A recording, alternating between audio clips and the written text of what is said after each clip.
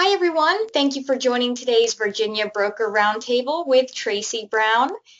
Before we begin, I would just like to say how happy we are to now offer a ton of great free marketing tools to all of our agents, and these are now available in the AJI University. Our goal is to always give back to our agents by offering the newest tools and technology to you. None of this would be possible without you and your amazing amount of agent referrals to AJI. As Allison James continues to grow with agents referring other agents to our brokerage, we will be able to provide more of these tools to you. And remember, you can earn a monthly or yearly residual payment simply by having an agent join us. All you need to do is contact Jeff Jabora or Alicia Aratari in our National Growth and Development Department and provide them with the contact information of the agent who you would like to refer over. And now with that being said, I would like to go ahead and pass it over to Tracy Brown. Good morning, Tracy. Good morning, Victoria. How are things going? Wonderful. Happy St. Patrick's Good. Day. Oh, yeah, that's right. I don't have any green on. Let me go get some green right now. Hold on. I'll be right back. Well, let's talk about green. Money, making money. I think that will be more important today for some of those who are listening to the broadcast. Today's topic is very simple and to the point, very short and very brief but direct. It's about prospect or fail. If you're a real estate agent in the business, I'll just, want to be able to share with you that you either have to prospect or you're going to fail in the business. There's no other way about it. And there's so many different ways you can prospect. The question I ask everyone who's listening today, ask yourself this: can I prospect a lot and still fail? Or the question, can two people do the same thing and get totally different results? Absolutely they can. Well, what is the solution? It's about managing your expectations. Give you an example. Out there we know the statistic and research show that 94% of for sale by owners list their homes in 60 days. Why didn't you get some of that business? It's your expectations. How do you manage your expectations? One of the things you can do to manage your expectations is have confidence in yourself. And you create confidence in your ability to prospect and to get more business by learning scripts and having a dialogue. Successful people have a presentation. Unsuccessful people, they just wing it. I want to give you 5 habits that you can practice here to help you with your prospecting. Number 1, stop procrastinating. We often tend to procrastinate when it comes to prospecting. I'll do it tomorrow. I'll do it the next day. Soon as I finish this contract, I'm going to start prospecting, and it never happens. How do you overcome that? By number 2, set a prospecting goal. You need to have a prospecting goal. When I was active, I've been in the business 25 years. When I was actively in the business to produce sales, I had a goal every day. And my goal every day was to make 200 contacts before I would go home. I did not care how long it would take. I had to make 200 contacts. Why 200? Because I knew it was a numbers game. I understood the numbers of the contacts to leads to appointments to contracts. So I had to set prospecting goals. Number 3, I had to put my prospecting hours on a calendar. That's right. Document the time you plan to prospect, the days you plan to prospect.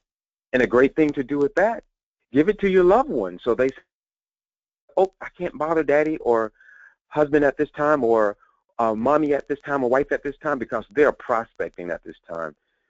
That's when you're developing expectations and standards for yourself. Number 4, tell everyone you meet what you do for a living. Do not be a secret agent in this business. You have to share with people what you do.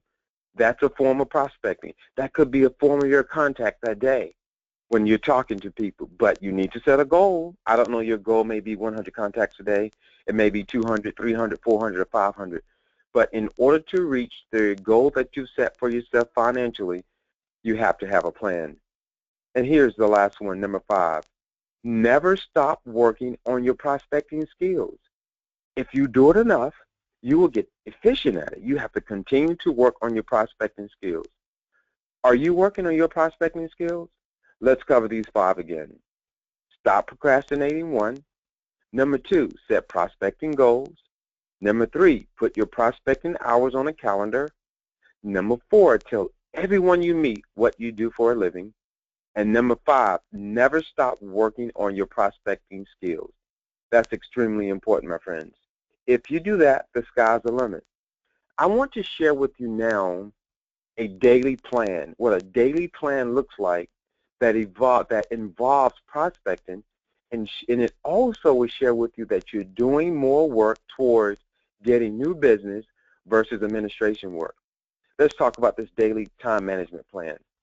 First of all, in your daily plan, you want to have this in your plan. You want to delegate everything that does not lead to immediate production, meaning you want to delegate what the mortgage company is supposed to be doing to the mortgage company, to the attorney, to the termite inspector. Everyone has a process. So in some instances, you may need a transaction coordinator, and we're working on a system within a Virginia brokerage firm where an agent actually can be able to pay for a transaction coordinator to keep their file on track so they don't have to worry about administrative work. We're working on that in the state of Virginia. Number 2, goals and time planning system must be in unison. If you have a goal to produce so much income, you have to work on that with your time schedule. And you can't play more than your prospecting because then your goals will not be in unison. Number 3, concentrate 100% on the priorities. And these are the priorities you have to concentrate on in your daily plan, your time management plan. Have a prospecting technique.